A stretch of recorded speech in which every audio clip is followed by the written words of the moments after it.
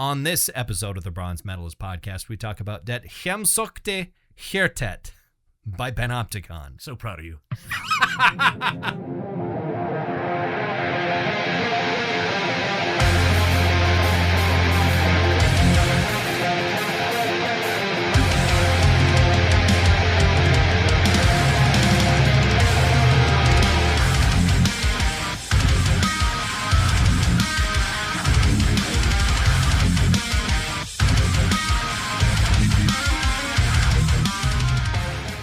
Hi, everyone. Welcome to another episode of the Bronze Medalist Podcast. I'm Kale. I'm OJ. We're two professional broadcasters. We like metal, and we like talk about it. We like to talk about it. I might have a concussion. Yeah, it's possible. We like to talk about it. And today we're talking about the new Panopticon album that came out early last month. And I was not aware that it had come out. It happens a lot with Panopticon albums where they just soft release them. Yeah. It's not even that they get soft released. It's just that for whatever reason, I don't see the news, even though I feel like my algorithm should know that I like this band. But part of the reason for it was also that Austin has pulled all of his music off of Spotify. Other than stuff he's guested on and like split EPs he's done with other bands, because that's not his call. You know what's funny is that, I mean, we've been, you introduced me to this band years ago, and I've been listening to them off and on, ever since, because I love this. Absolutely. And it wasn't until this week that I'm looking through a thing. Here's some underrated, bands that only have one person in them. And it's like, there's a picture of Austin Lunn. I did not know what he looked like. I'd never seen him before. He looks exactly the way you think he'd look. Yep. He's a big outdoorsy looking dude with a big blonde beard and long hair. Yeah. He likes going out into the woods, but also likes black metal. So he goes out into the woods in a battle jacket. And he puts the woods in the black metal. Exactly. But yeah, this new album is the Norwegian. The title is it's either the Homesick Heart or the Haunted Heart. When I put it into Google Translate last week, it told me homesick, but I was seeing a review today which had it translated as haunted. So it might be one of those things where one of them is a literal translation and one of them is more so what it means when used conversationally in an Norwegian. idiom. Yeah.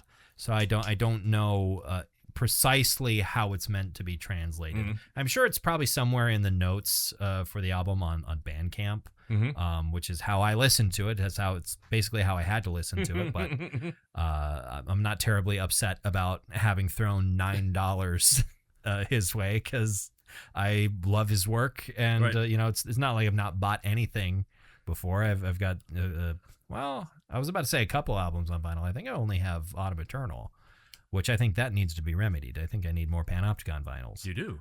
But the only problem was that there's not a whole lot of music here. I mean, it's very short.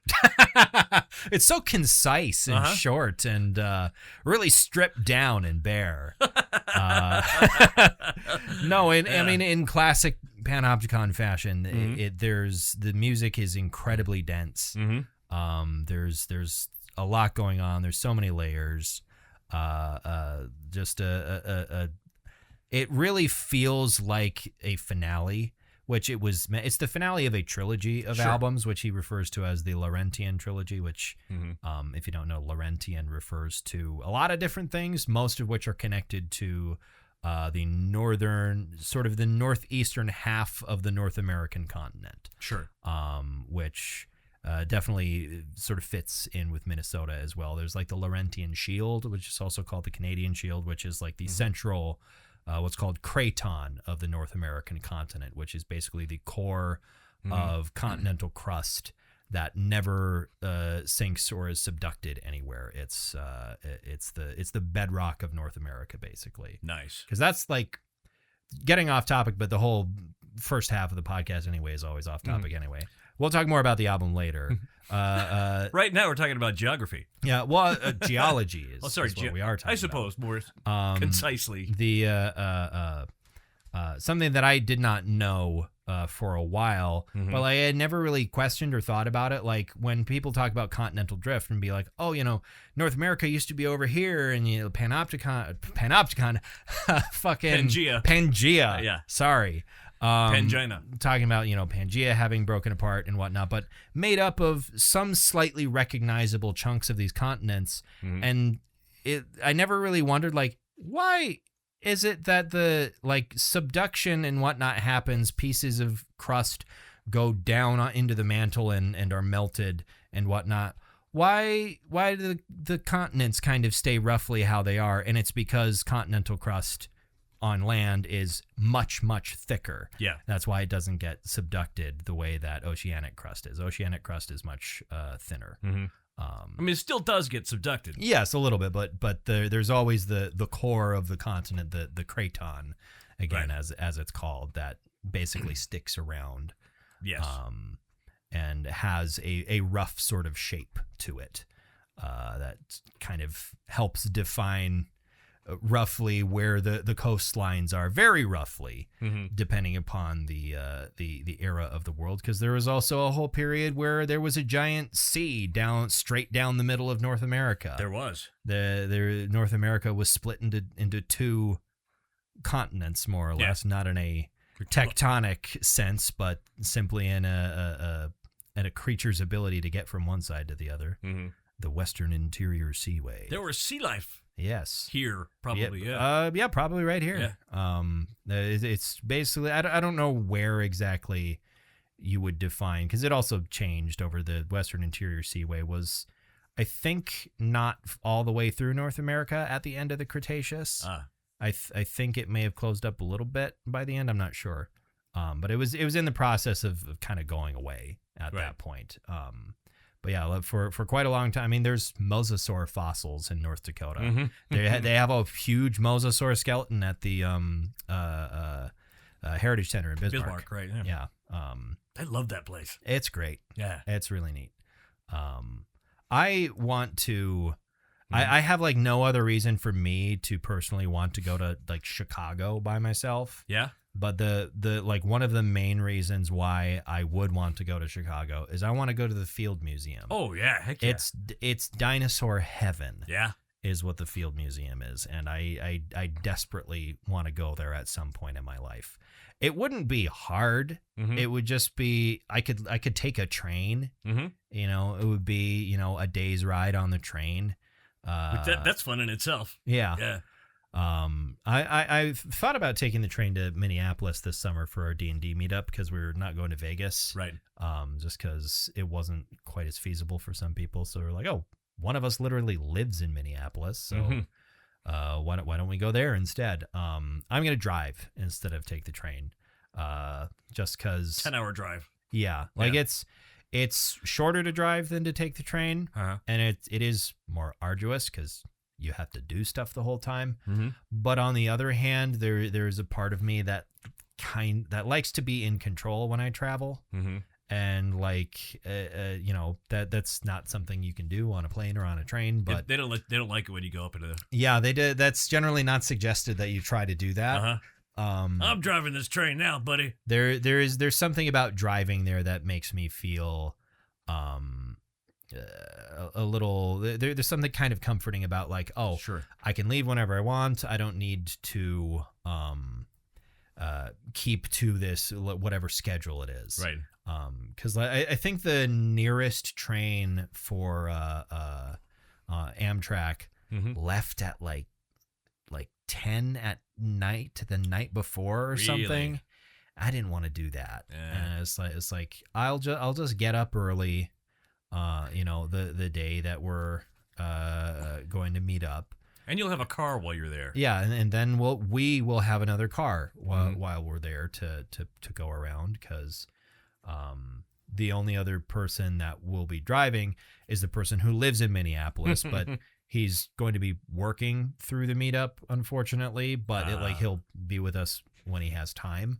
But when he's at work, there will not be a car unless the other people rent one. Right.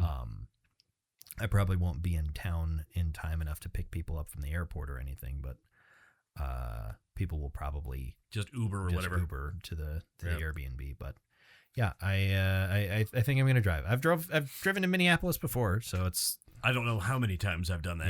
Yeah, it's not the worst thing in the world. I've actually gone there and back again. Like on a weekend, like Bilbo Baggins. Yeah, there and back again. Yes. Yeah, that's a little intense for me. I was much younger, man. Yeah, at the time. I mean, I am currently much younger than you. Yeah. And I still wouldn't want to do Come that. to think about it, I was much younger then than you are now. Oh, okay. Even so. Mm-hmm. But yeah, I wouldn't want to do that. That would be way too arduous for me, I think. Yeah, I mentioned earlier in the podcast I might have a concussion. I don't know how true that is. Mm-hmm. I feel like I only ever get injured in the silliest and most embarrassing way possible. Yeah. I was playing with my cat, and she darted behind the couch, which is sort of set perpendicular to one of my walls, and parallel with a hallway back to this room that we're sitting in right now. Right. So I was going to sit down on the couch and then slap my hand on the back of the couch to get her to jump up. You know how you do when you play with a cat. And when I sat down on the couch, I was not paying attention to what direction my body was pointing, and I was sort of in line with the wall. And so I sat down, and you know how when you sort of flop down on a couch, your body kind of recoils backward. Yeah. Well, I did that really hard straight into the fucking wall. I slammed the back of my head into the drywall. I think I'm okay. I'm pretty sure I'm okay. I didn't black out or anything. I didn't fall onto the ground and curl up the way that sometimes people do when they get a severe concussion or anything like that. Your vision is not doubled. Yeah, it's I haven't experienced double vision or anything like that. I've just had a bit of an ache in the head region. Sure. And been a little. It was pretty bad yesterday. I had like a little bit of brain fog and whatnot, but right. I presume other than that, I'm okay. You were almost not slurring your speech at all. I mean, the drywall was fine. Yeah. Not a dent on the drywall. So, if it was a contest between the drywall and my skull, the drywall definitely won. I thought the drywall and the drywall won. Yeah. That doesn't really work out, but yeah, it's it's the hardest I've hit my head in a long time.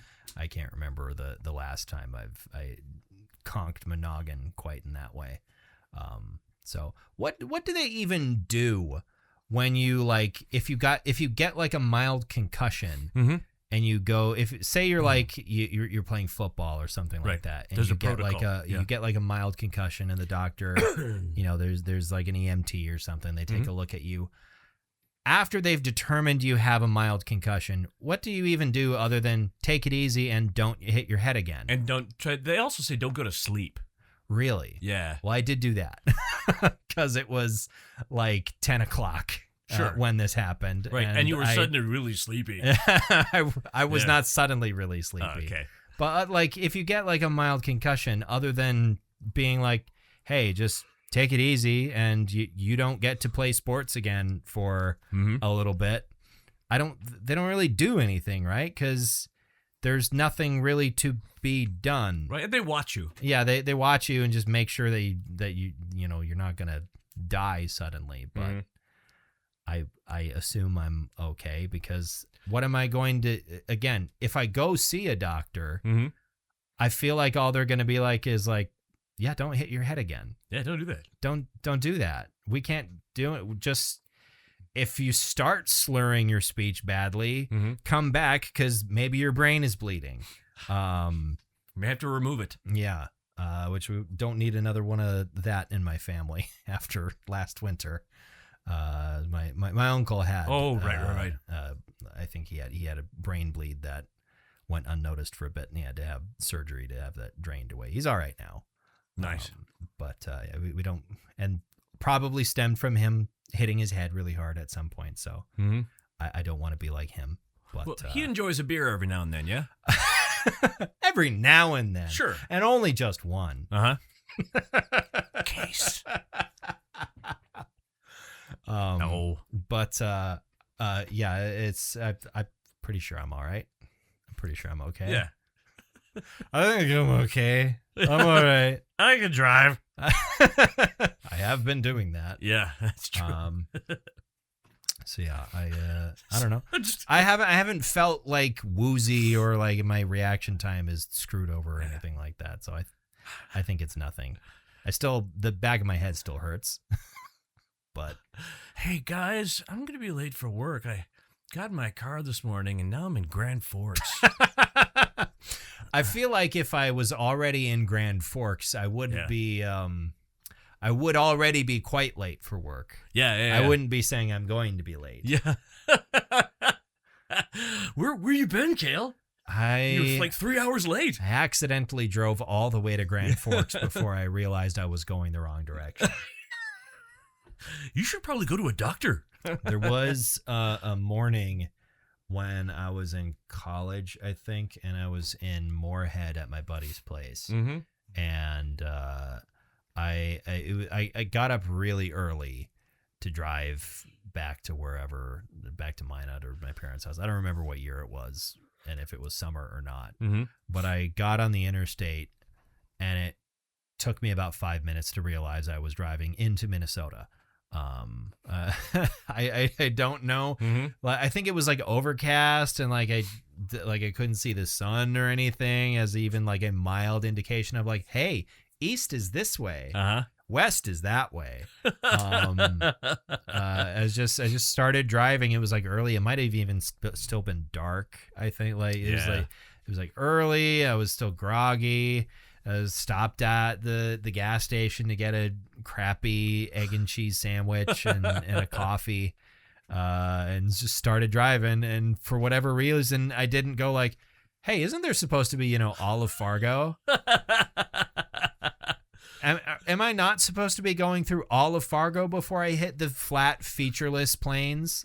Of course, we have a coworker who did something even weirder. Which was what? Driving home from Fargo, taking the interstate north, and then going to take Highway 2 going west.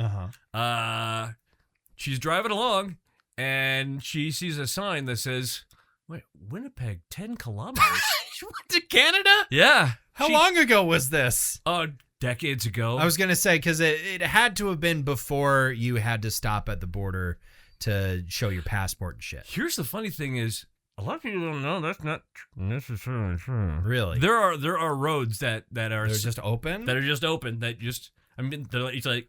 Well, even but I feel on like going up the interstate. Highway, I feel like going up 29. You'd be 29. There has to be a checkpoint there. So I don't know what happened. But ask her about it tomorrow. But if it was decades ago, then because they only started making you show your passport at the border when I was a kid, I think. Yeah. Like after 9/11 or whatever. Yeah.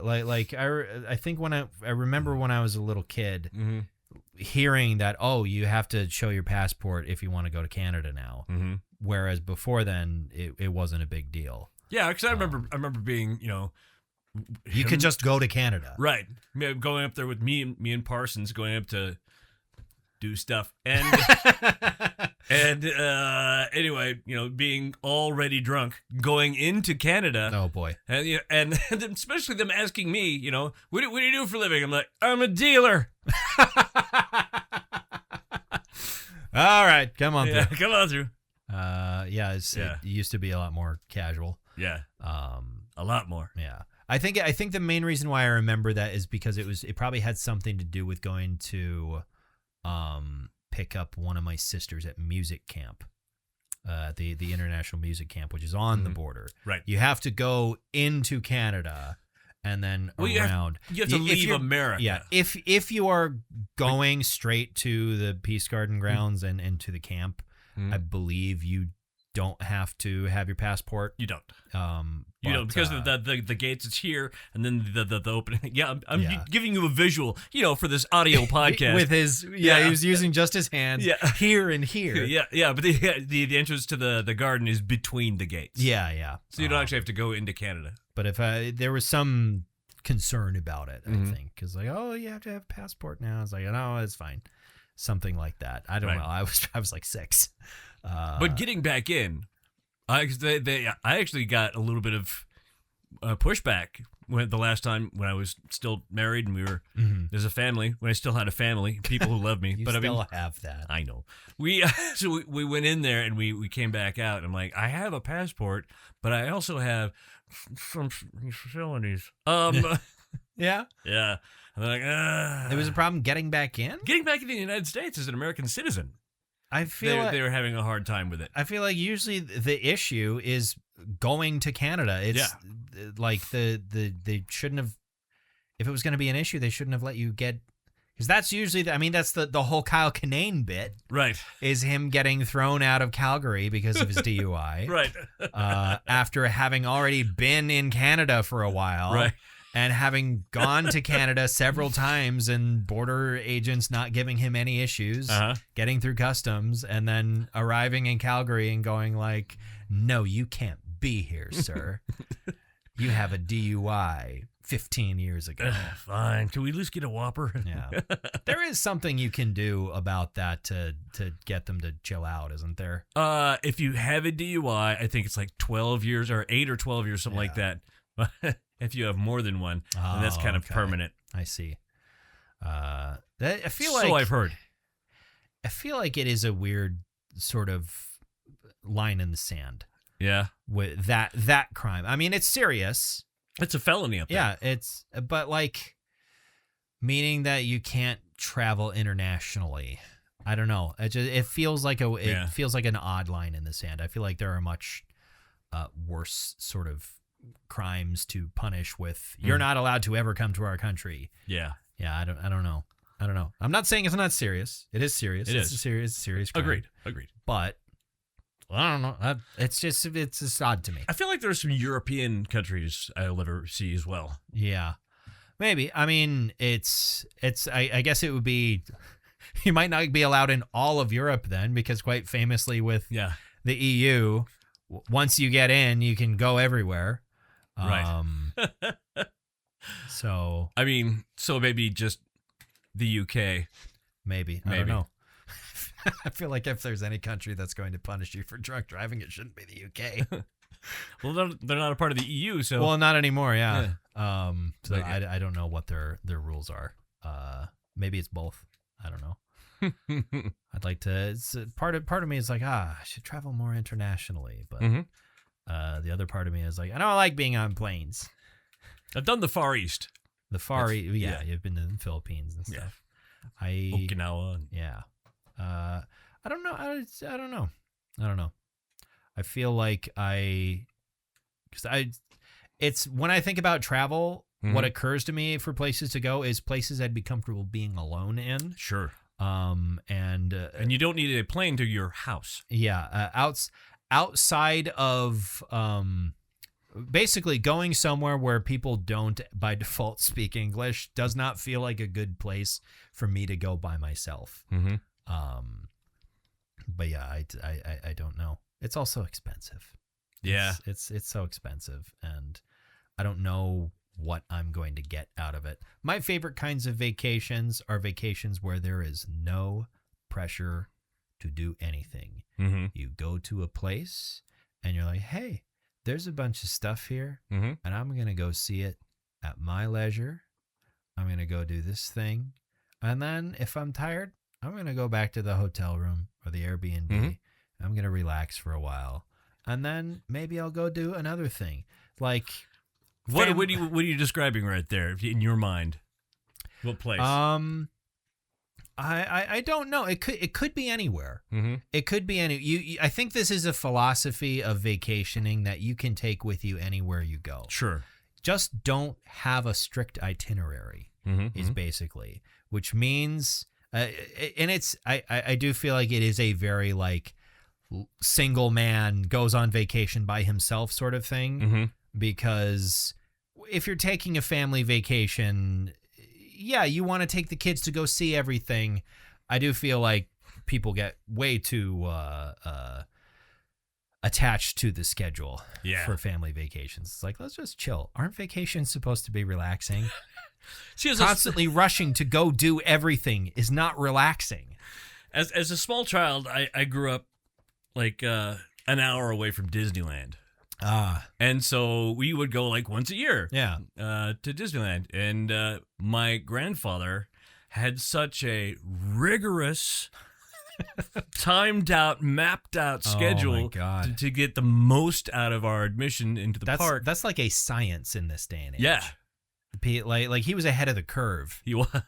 I can't vacation like that. I need to just be like the last time I went to Vegas with my family. It was nice because like as a full adult, I could just be like, you know what, guys, I'm kind of tired. I'm gonna have this gummy and stay back in the hotel room. And my dad and my, at the time, brother-in-law were like, we're going to go gamble. And my mom and sister were like, we're going to go see a concert. And it's like, cool, I'll be here. I'm going to go get a milkshake and I'm going to take a nap. That reminds me, I saw a concert over the weekend. Where'd you go? What'd you do? We went to Four Bears. Oh, who'd you see? We went to go see the Kings of Chaos. Oh, yeah, that's right. You said you were going to do that. Yeah. It was, I mean, it's a big super group. Yeah. Lots of famous musicians. It was, and I feel like that they weren't getting a lot for because the attendance wasn't huge. Oh, no. Yeah, it made me kind of sad. But, I mean, the people that were there were very enthusiastic. Yeah. And the person I went there with, well, we kind of pre-gamed a little. And so, you know, would have been, you know, turned into... So, yeah, it was a great time. We were singing along loudly. Hell yeah. And then, yeah, it was great. We drove home after the show. That's what you want to do at a concert. Yeah. You want to have fun. It was Billy Gibbons and oh my God, Kevin Cronin from REO Speedwagon. And some of the guys from GNR. And Orianthi, if you know who that is. No. She's a guitar player, great guitar player and singer. She was backup band for Michael Jackson. Okay. And for Alice Cooper. And she did her own stuff. Nice. Yeah. I saw a video of the current drummer for Janet Jackson. Okay. Was playing. There's a channel that I watch occasionally called Drumeo, where they do all these fun like drumming challenges. I love those. And it was the drummer for it was Janet Jackson's drummer drumming. He had never heard a Dream Theater song before. Oh wow! So they had him play Night. They had him play Night Terror off the newer album. So wow! Did they like? Okay, when they do that, do they play a version with no drums in it? Yes, they play a version of the song with no drums in it, and they have the drummer basically write their own drum part to the song. So there's some inferences you can make about what's supposed to go where. You know, that drummers can pick up on what the time signature is supposed to be by listening to the other instruments. But he was playing it on a kit that did not have a double kick pedal, because it was a kit that he was familiar with. But since he's writing his own part, he's not necessarily, you know, writing it to have a double kick part. It sounded really good. Really? I think I can't remember how long he spent working on it, but like for not being a metal drummer, it was crazy how good his final take sounded, and how close he got in some parts to Portnoy's part. But yeah, it was really impressive. I love watching those videos. I mean, any of the Mike Portnoy videos are always very good because they torture him. Oh, they put him at that damn Hello Kitty trap set. Well, that was Loudwire years and years and years ago. That was Drumeo. No, that was many years ago. But they torture. What do they play for him? One of the ones that they made him learn recently. He didn't write his own part to it. They made him learn the existing part. Was Pneuma by Tool. and it drove him insane. Hey, Mike Portnoy, you want to do some Danny Carey? Yeah. At the end of it, there was they were like, so Mike, would you ever want to fill in for Tool? And he's like, Danny, lose my number. I don't want it. He did pretty good, but it took him like 12 hours. Sure. Which is like, that took him like 12 hours to learn a Tool song.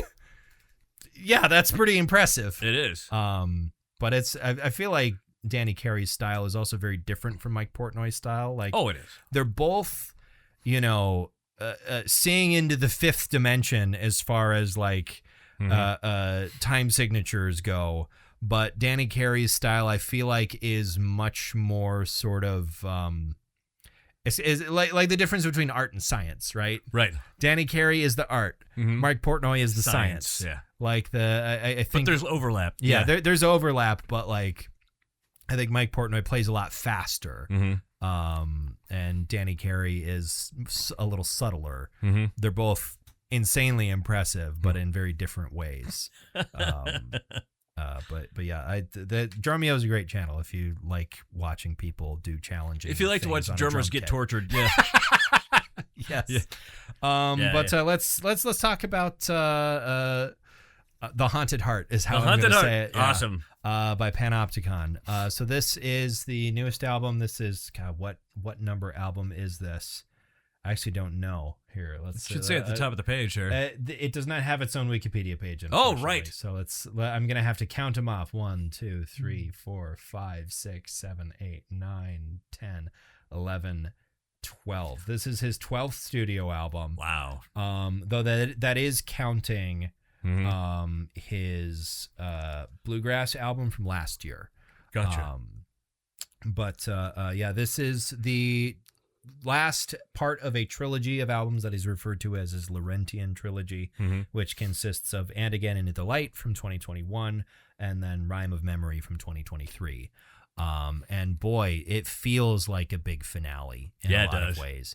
If this ended up being like the last like Panopticon black metal album, I wouldn't be. I mean, I'd be sad that there's not more of this coming, but I'd be like, yeah, that's a fitting one to end on. You know what's funny? There's a large portion of this that if you said, "Hey, do you want to listen to some post rock?"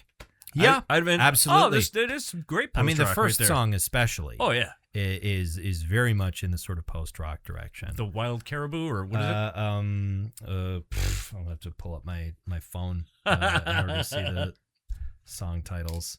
Woodland Caribou. Woodland Caribou, that was it. Most of that song is. Does it ever go full black? I mean, it's so long that it's hard to figure out where the border. It goes full. It does. I was walking and listening to it because I'd listened to part of it before. Yeah. But I listened to it this time, and I'm like, I sort of got lost in this music, which is something is easy to do. Really, as I'm walking around, I'm like, oh man, I don't even know what song we're on. What were the last two songs? Oh, I'm still on the first one. Still on the first one. Yeah. The album is a little over an hour long and is 7 tracks. That first song definitely, for the vast majority of it, leans very heavily in a sort of post-rock direction. I feel like there's a lot more. There's definitely a much heavier presence of a string section on this album. There's a lot of violin, a lot of viola, a lot of cello. So well done. Incredibly well done. The credits on this, because he is a very talented multi-instrumentalist, but I believe for most of the strings, he has some folks help out. I'm going to have to scroll, I think, way down to find the credits here on the album. Credits here. Cast and crew, Austin, vocals. Here's the kind of musician Austin Lunn is. Cast and crew: Austin Lunn, vocals, screamed, sung, and choir, guitar, bass, drums, keys, pedal steel, lap steel, wood flute, samples and sound collage, songwriting, illustrations, and layout. Charlie Anderson, violin, viola, cello, orchestral composition and arrangement, additional choir vocals. There's some guest vocalists on a few songs here. Person credited as Alex CF. The extra screamed vocals on Woodland Caribou in sort of the last quarter of the song. Aaron Charles screamed vocals on The Great Silence, Extinct. Andy Klockow sung vocals on Blood and Fur Upon the Melting Snow. Jan Evan Esley sung vocals on The White Cedars. Jan Van Berlicum screamed and sung vocals on A Culture of Wilderness. Jordan Day sung vocals of Ghost Eyes and the Firelight. Spencer Morris mixing and mastering, and photography done by his wife Becca. Becca Lund. Yes. So yeah, he definitely brought in. I think that is something definitely throughout this trilogy that he has done more and more, starting with And Again Into the Light, bringing in extra people into the mix to help record things and expand the sound.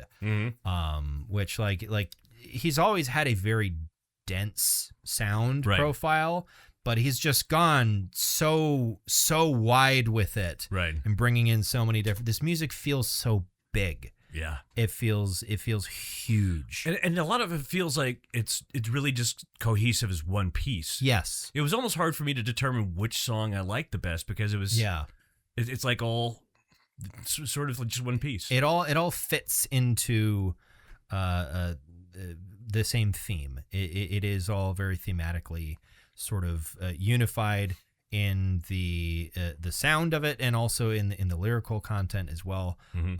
This album is like a concept album, in that all of the lyrics are written from like the perspective of like an old hermit who lives somewhere in the North Woods of Minnesota, basically looking out upon the changing world, and sort of lamenting what has befallen the natural world.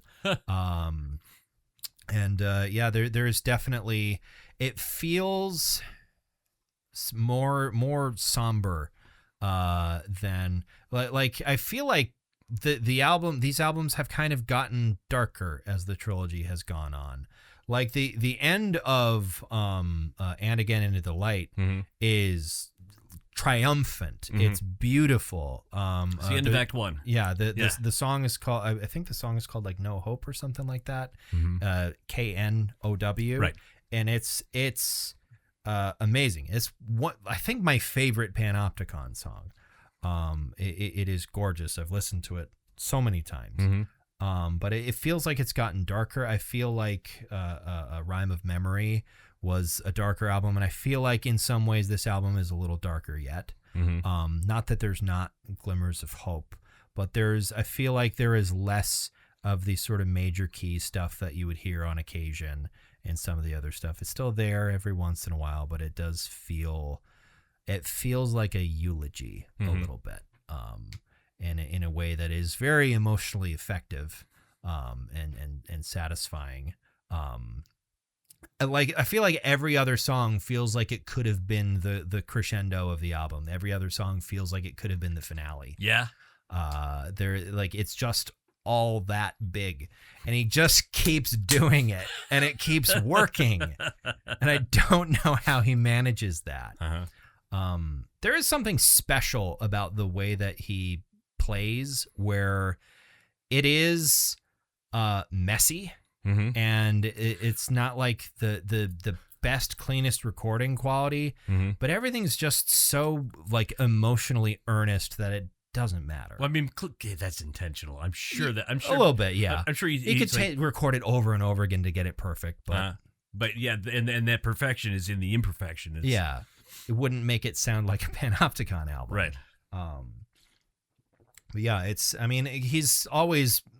Maybe not always like super strictly, but like there's, for the most part, like always been a very strong DIY streak with the entire project. I mean, it's a one-person project, so of course he's going to record it all himself and everything. But yeah, it's I don't know, man. You know what? One thing I love hearing, like I said, this sounds a lot of post rock to me. Yeah. But one thing that I wouldn't think this would work, but I don't know why I didn't think this would work, because it clearly does. Is when you're hearing, black metal vocals that are sort of embedded into the wall of sound, and you hear like the black metal drums, but this might be a hammock song. Yeah. And I'm going, why does that fucking work?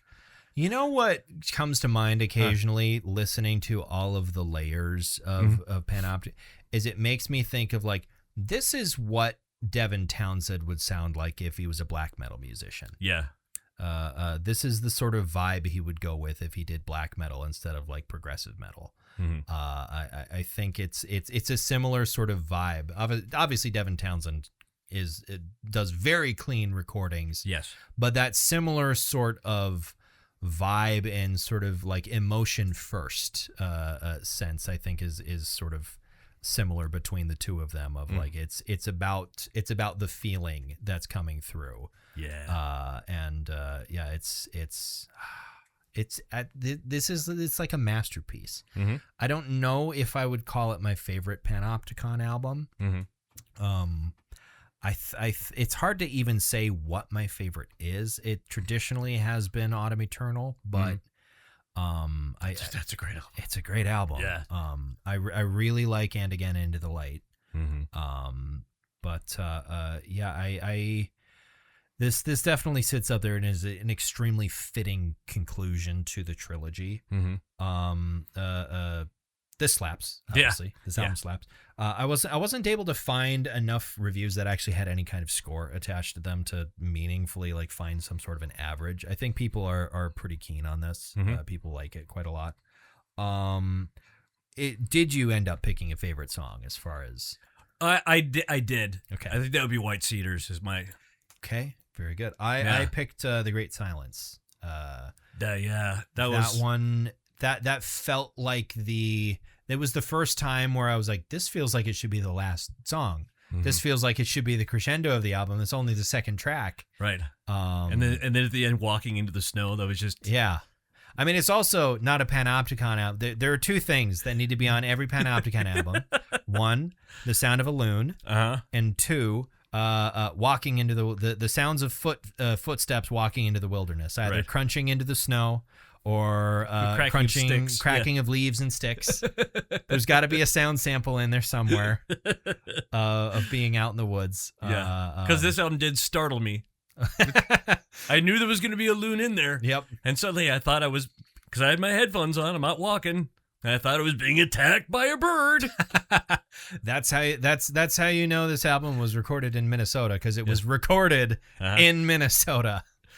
Well, it's funny. It's funny. I almost was attacked by a bird while I was out there. Well, yeah, but it was a goose. Yeah. Or as a friend of mine said, a cobra chicken. Cobra chicken. Yeah. No, that makes sense. Yeah. There is so much to love on this album if you are a lover of like American black metal especially. I feel like Panopticon really is such a it's the first thing that comes to mind if someone asks me like, what's American black metal? Like this band Panopticon. This is what American black metal is at its core. There are so many other bands that sort of go in one direction or another, but I feel like Panopticon sits very comfortably in the middle of like and the reason why it is American as well is it's not just like, oh, the band is from America, therefore it's American black metal. It's like, no, he brings in uniquely American music as well. This album was not very bluegrassy. No. Well, this whole cycle was not. Yeah. The whole trilogy does not include a whole lot of his classic sort of bluegrass blend. That's sort of been replaced by the strings. Which, not to say, I mean, there's plenty of strings in bluegrass, but the orchestral sections in these albums are not played in a very bluegrassy manner. It's not fiddle. It is violin. It's not fiddle on this. But there is, I think, kind of a Americana sound to them. Yeah. But like that's always been kind of at the core of the project is making, not just being. It's an American sound because it brings in American music to it. It's something that's made them very unique, but also is so easy to point out and be like, that's what this is. This was not recorded in Oslo. No, it may have been recorded in a basement. Yeah. That basement was in Ely, Minnesota. Or is it Ellie? I don't know. ELY. I would say. I think it's Eli. Yeah, I would say Eli. But yeah, what? I was just gonna say, by the way, because my brain doesn't shut off and I'm not in control most of the time. I'm now hearing the name of the guy who made all this music being sung by Ian Anderson of Jethro Tull. Austin. Okay, can you do that for me? Oh, Austin Lunn. There we go. Yeah. All right, thank you, Ian Anderson. Yeah. Do you have a cool flute solo you're gonna do now? In a bit, yeah. Okay, cool.